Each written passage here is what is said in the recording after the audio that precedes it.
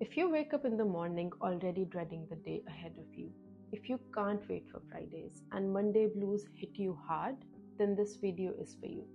Hi, my name is Tanish. I am a certified hypnotherapist and I do have a full-time job 9 to 5 because you got to pay your bills and my business is still in a very baby phase.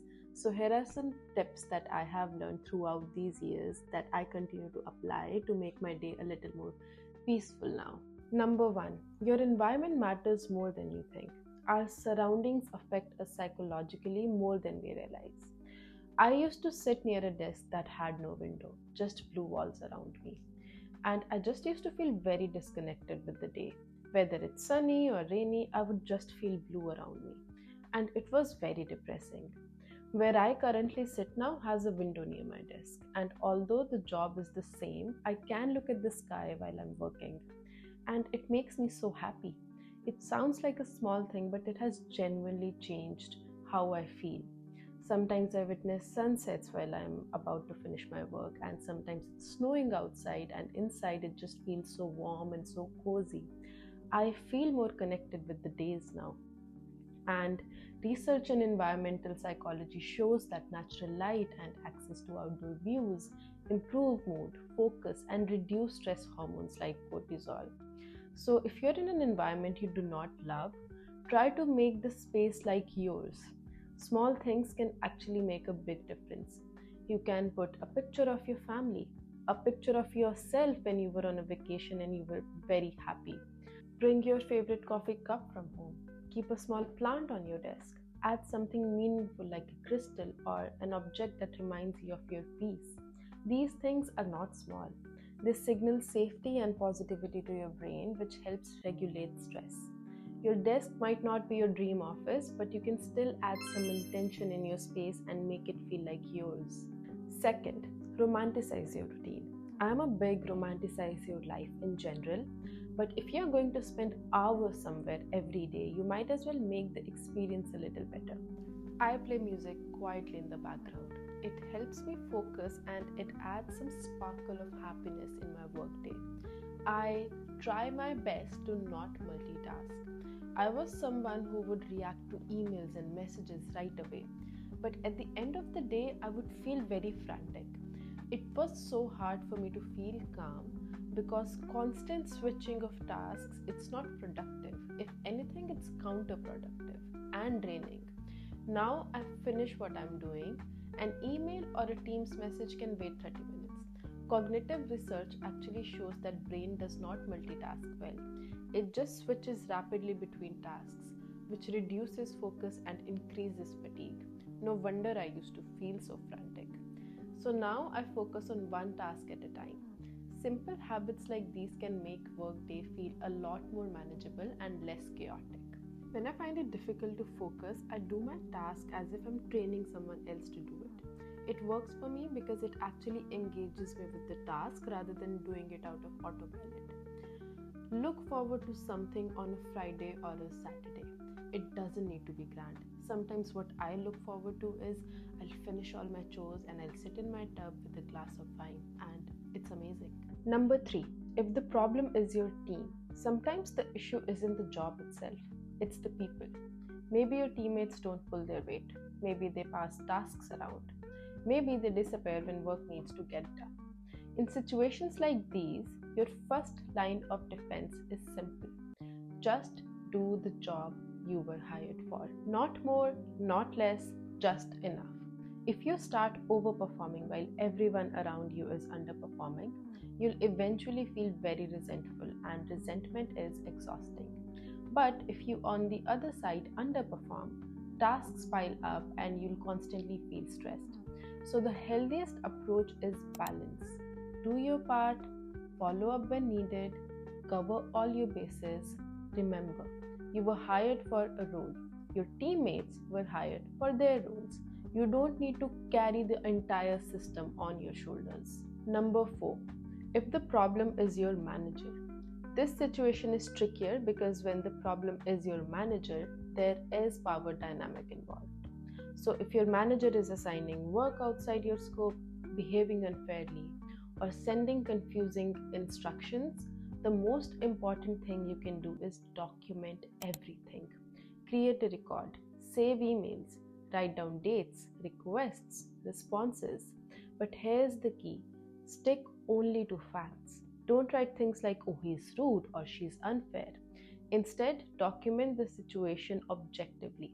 For example, the request made, the context, your response, the outcome. This creates clear evidence rather than emotional complaints. Use your journal for that.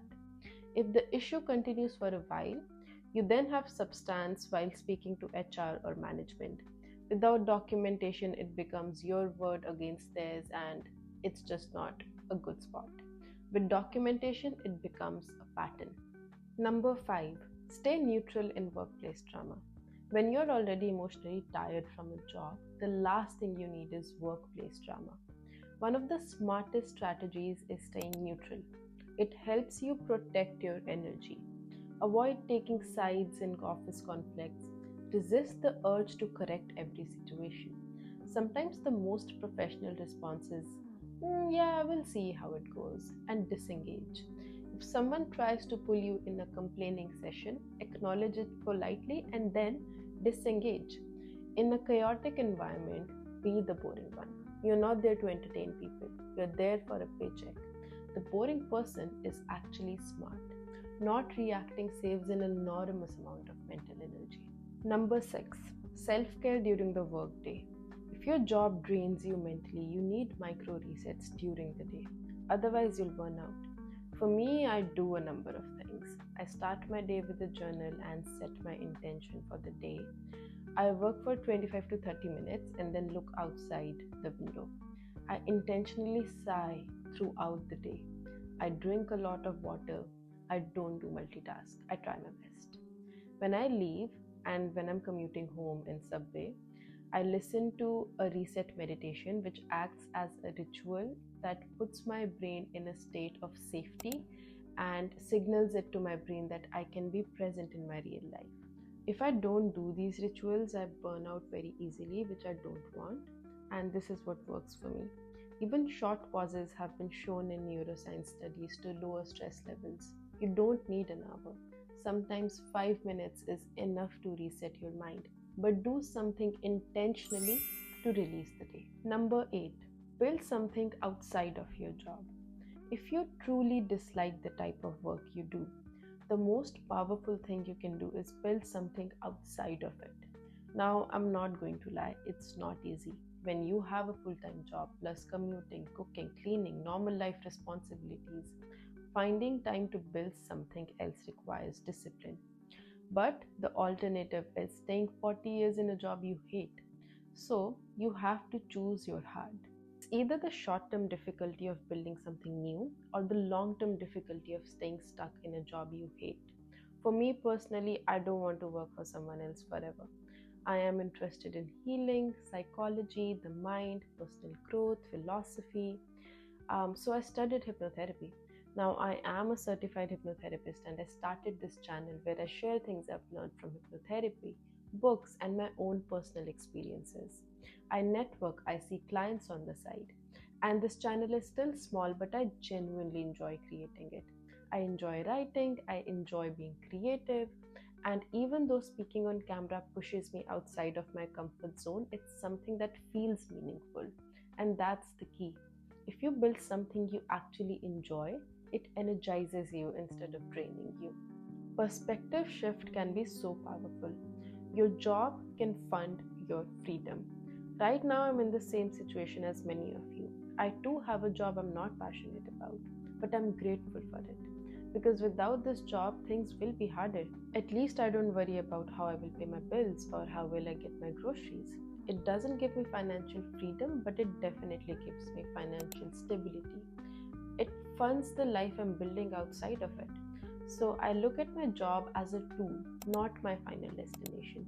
It's a stepping stone. It's buying me time while I build my business on the side. Number 10, choose your heart.